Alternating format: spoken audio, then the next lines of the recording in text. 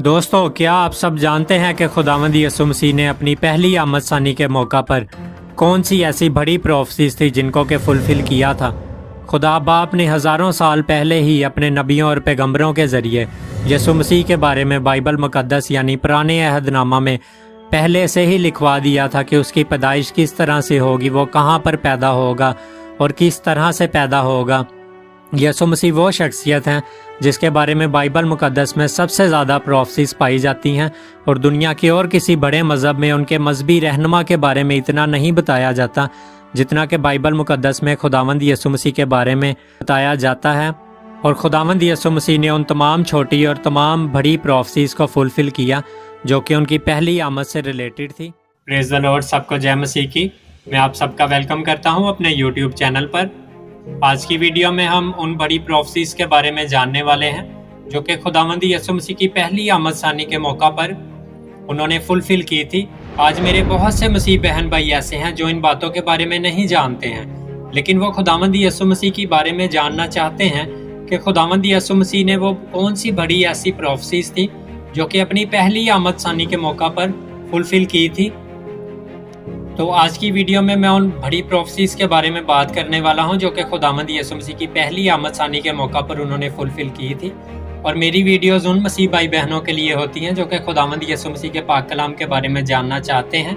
तो अगर तो आप इस चैनल पर नए हैं तो मैं आपसे रिक्वेस्ट करता हूँ कि चैनल को लाइक, शेयर और सब्सक्राइब करें और बेल नोटिफिकेशन के ऑल पर क्लिक करें ताकि मेरी हर नई आने वाली वीडियो आपको मिल सके।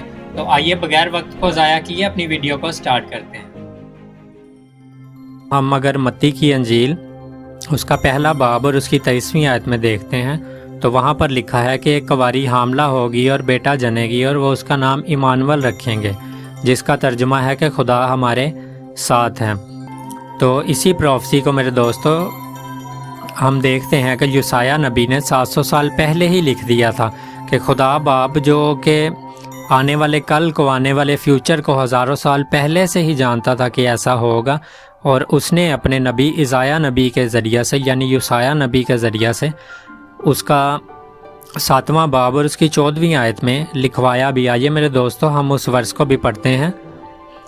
देखो, खुदावंद खुद तुम्हें एक निशान देगा और एक कुंवारी हामला होगी और वो बेटा जनेगी और उसका नाम इमानुएल रखेंगे। जैसा कि हम मेरे दोस्तों मत्ती की अंजील उसके पहले से दूसरे बाब में खुदावंद यीशु मसीह की पैदाइश के मुतालिक जब हम पढ़ते हैं तो हम वहाँ पर देखते हैं कस्सा मरियम बच्चे को जन्म देती हैं और उसका नाम इमानुएल भी रखते हैं। बाइबल मुक़द्दस में ना सिर्फ इस बारे में पहले ही लिख दिया गया था कि वह कुंवारी मरियम से पैदा होगा और उसका नाम इमानुएल होगा, बल्कि इस बारे में भी पहले से ही बता दिया गया था कि वह किस जगह पर और किस शहर में पैदा होगा। हम सब जानते हैं कि जिस वक़्त पर खुदावंद यीशु मसीह की पैदाइश होती है वो पैदा होते हैं तो हेरोदीस फकीयों और फरीसियों को बुलाकर उनसे पूछता है कि मसीह की पैदाइश कहाँ पर होनी चाहिए, तो वो उसको बताते हैं कि बैतलहम में होनी चाहिए। तो दोस्तों, क्या आपको पता है कि पुराने अहदनामे में पहले से ही पाक कलाम में ऐसा लिख दिया गया था कि वो बैतलहम में पैदा होगा। मैं आपको एक हवाला देता हूँ, इसको आपने खुद से पढ़ना है। मीका 5वां बाब और उसकी दूसरी आयत में हज़ारों साल पहले ही इस बात को बता दिया गया था कि खुदावंद यीशु मसीह की पैदाइश बैतलहम में होगी। इस हवाला को आपने खुद से पढ़ना है। जब हेरोदीस को इस बात का पता चलता है कि यहूदियों का बादशाह बैतलहम में पैदा हुआ है तो वो उन 2-2 साल के तमाम छोटे बच्चों को मरवा देने का हुक्म जारी कर देता है। और मेरे दोस्तों, इस बारे में भी पाक कलाम में पहले से ही लिख दिया गया था, जिसको कि हम यिर्मयाह की किताब उसका 31वां बाब और उसकी 15वीं आयत में पढ़ते हैं। आइए मैं आपके लिए वर्स भी पढ़ता हूँ। खुदावंद यूँ फरमाता है कि रामा में एक आवाज़ सुनाई दी, नोहा और जार जार रोना। राहल अपने बच्चों को रो रही है, वो अपने बच्चों की बाबत तसल्ली पजीर नहीं होती क्योंकि वो अब नहीं हैं। मेरे दोस्तों, हम यहाँ पर देखते हैं कि किस तरह से खुदावंद अपनी उन प्रोफेसीज को फुलफिल करवाता है जो कि वो अपने नबियों और पैगंबरों के ज़रिए से हज़ारों साल पहले से ही लिखवा देता है कि इस तरह से होगा। मेरे दोस्तों, इसके बाद हम देखते हैं कि यूसुफ को ख्वाब में फरिश्ता नज़र आता है जो कि उसको कहता है कि तू बच्चे को और मदर मैरी को लेके इजिप्ट को चला जा। तो हम देखते हैं कि वो मिस्र को भी चला जाता है। میرے دوستوں اس میں بھی پروفیسی چھپی ہوئی ہے جس کو کہ ہم ہوزیہ کی کتاب میں پڑھ بھی سکتے ہیں۔ میں آپ کے سامنے حوالہ رکھتا ہوں۔ اگر ہم ہوزیہ کی کتاب اس کا 11واں باب اس کی پہلی آیت کو پڑھتے ہیں تو وہاں پر لکھا ہے، جب اسرائیل ابھی بچہ ہی تھا تو میں نے اس سے محبت رکھی اور اپنے بیٹے کو مصر سے بلایا۔ میرے دوستو ہم دیکھ سکتے ہیں کہ کس طرح سے خدا جو ہے اپنی پروفیسیز کو فلفل کرنے میں قادر ہے، پاورفل ہے، اور اپنی پروفیسیز کو اپنے بندوں کے ذریعے، اپنے نبیوں پیغمبروں کے ذریعے سے ہزاروں سال پہلے سے ہی لکھوا دیتا ہے اور پھر انہیں فلفل بھی کرتا ہے۔ میرے دوستو یہاں پر میں آپ کو ایک بہت ہی خوشی کی بات بتانا چاہتا ہوں۔ اگر آپ نے اس ویڈیو کو یہاں تک واچ کر لیا ہے تو میرے دوستوں میں آپ کو بتانا چاہتا ہوں کہ آپ مبارک ہیں، کیونکہ خداوند کے پاک کلام لوکا اس کا 11واں باب اور اس کی 28ویں آیت میں لکھا ہے کہ مبارک ہیں وہ جو خداوند کے پاک کلام کو سنتے اور اس کی تابعداری کرتے ہیں، مطلب اس پر عمل کرتے ہیں اور پھل بھی لے کر آتے ہیں۔ تو میرے دوستو آپ مبارک ہیں۔ یہ جلدی سے اپنی اس ویڈیو کو کنٹینیو کریں گے۔ بائبل مقدس میں خداوند یسوع مسیح کے متعلق 300 سے زیادہ پروفیسیز پائی جاتی ہیں، جن میں سے زیادہ تر کو خداوند یسوع مسیح نے اپنی پہلی آمد کے موقع پر فلفل کر دیا تھا، اور کچھ باقی ہیں جو کہ ان کی سیکنڈ کمنگ کے اوپر فلفل ہوں گی، جس کے بارے میں میں اپنی آنے والی ویڈیو میں آپ کو بتانے والا ہوں۔ تو جلدی سے آگے بڑھیں گے، اور اب ہم ویڈیو کے دوسرے حصہ میں پہنچ چکے ہیں، جہاں پر کہ میں آپ کو کچھ میجر پروفیسیز بتانے والا ہوں جو کہ خداوند یسوع مسیح کی پہلی آمد ثانی کے موقع پر انہوں نے فلفل کی تھی۔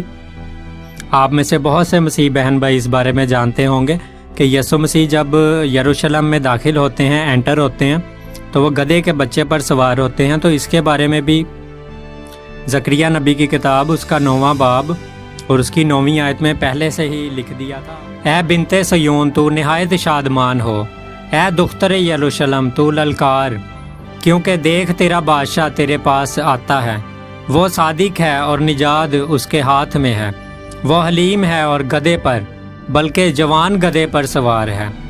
تو نجات میرے دوستو خداوند یسوع مسیح کے ہاتھ میں ہے۔ خداوند یسوع مسیح نجات کو لے کر یروشلم میں اس وقت انٹر ہوتے ہیں۔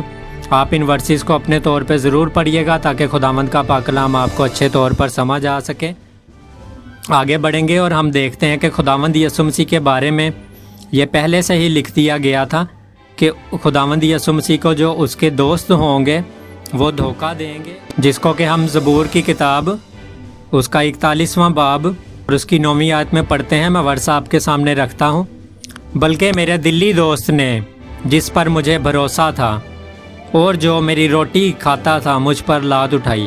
میرے دوستوں ان ورسز کو آپ ضرور پڑھیے گا۔ میں آپ کو ایک حوالہ اس کے متعلق دیتا ہوں جو کہ یوحنا کی کتاب اس کا 13واں باب اور اس کی 18ویں آیت میں لکھا ہوا ہے۔ آگے بڑھتے ہیں اور ہم دیکھتے ہیں کہ یہ جو خداوند یسوع مسیح کو بٹرے کیا جا رہا ہے یہودا اسکریوتی کے ذریعے سے، کہ یہودا اسکریوتی خداوند یسوع مسیح کو بٹرے کرتا ہے، انہیں دھوکہ دیتا ہے، اور اس کے بارے میں بھی لکھ دیا گیا تھا کہ وہ 30 سلور کے کوئنز کے عوض یسوع مسیح کو پکڑوا دے گا، جس کے بارے میں ہم زکریا نبی کی کتاب اس کا 11واں باب اور اس کی 12ویں آیت میں پڑھتے ہیں۔ آئیے میں ورس آپ کے سامنے رکھتا ہوں۔ اور میں نے ان سے کہا کہ اگر تمہاری نظر میں ٹھیک ہو تو میری مزدوری مجھے دو، نہیں تو مت دو، اور انہوں نے میری مزدوری کے لیے 30 روپے تول کر دیے۔ تو میرے دوستو ہم سب دیکھ سکتے ہیں کہ خدا نے ہزاروں سال پہلے ہی اپنے بیٹے کے بارے میں جو کہ اس دنیا میں آنے والا تھا ہزاروں سال پہلے سے ہی لکھوا دیا اور پھر ان کو فلفل بھی کیا۔ ہم خداوند کی تعریف کرتے ہیں، خداوند کا شکر کرتے ہیں جس نے اپنے اکلوتے بیٹے کو بخشا۔ یہودا اسکریوتی کو جب اس بات کا افسوس ہوتا ہے کہ اس نے یہ جو پیسے لیے ہیں خداوند یسوع مسیح کی موت کے بعد وہ اس نے غلط کیا، تو وہ کیا کرتا ہے کہ وہ ان پیسوں کو لے کر فقیوں اور فریسیوں کو جا کر واپس دے دیتا ہے اور خود جا کے پھانسی لے لیتا ہے۔ اور وہ جو فقیر اور فریسی ہیں وہ اسے ایک کمہار کا کھیت خریدتے ہیں جس سے کہ وہ پردیسیوں کے لیے ایک قبرستان کے طور پہ استعمال کرنا چاہتے ہیں۔ تو اس کو بھی زکریا نبی کی کتاب اس کا 11واں باب اور اس کی 13ویں آیت میں پہلے ہی لکھ دیا گیا تھا۔ ورس میں آپ کے سامنے رکھتا ہوں۔ اور خداوند نے مجھے حکم دیا کہ اسے کمہار کے سامنے پھینک دے، یعنی اس بڑی قیمت کو جو انہوں نے میرے لیے ٹھہرائی۔ اور میں نے 30 روپے لے کر خداوند کے گھر میں کمہار کے سامنے پھینک دیے۔ اگر آپ اس ذکریہ کی کتاب کے پورے کانٹیکسٹ کو سمجھنا چاہتے ہیں تو آپ اس کو ضرور پڑھیے گا۔ متی کی انجیل اس کا 27واں باب اور اس کی 3 آیت ہے، اس کو آپ ضرور پڑھیے گا۔ آگے بڑھتے ہیں۔ پاک کلام میں اس بات کو پہلے ہی بتا دیا گیا تھا کہ جو خداوند یسوع مسیح ہیں وہ اپنے لوگوں کے لیے ہمارے گناہوں کی خاطر صلیبی موت کا دکھ برداشت کریں گے، جس کے بارے میں ہم پرانے عہد نامے میں سے دانیل کی کتاب اس کا 9واں باب اور اس کی 26ویں آیت میں پڑھتے ہیں۔ میں ورثہ آپ کے سامنے رکھتا ہوں، اور پھر یسایہ نبی کی کتاب اس کا 53 باب اور اس کی 8ویں آیت میں پڑھتے ہیں۔ اور 62 ہفتوں کے بعد وہ ممسوح قتل کیا جائے گا اور اس کا کچھ نہ رہے گا، اور ایک بادشاہ آئے گا جس کے لوگ شہر اور مقدس کو ممسار کریں گے، اور اس کا انجام گویا طوفان کے ساتھ ہوگا، اور آخر تک لڑائی رہے گی۔ بربادی مقرر ہو چکی ہے۔ وہ ظلم کر کے اور فتویٰ لگا کر اسے لے گئے، پر اس کے زمانہ کے لوگوں سے کس نے خیال کیا کہ وہ زندوں کی زمین سے کاٹ ڈالا گیا؟ میرے لوگوں کے سبب اس پر مار پڑی۔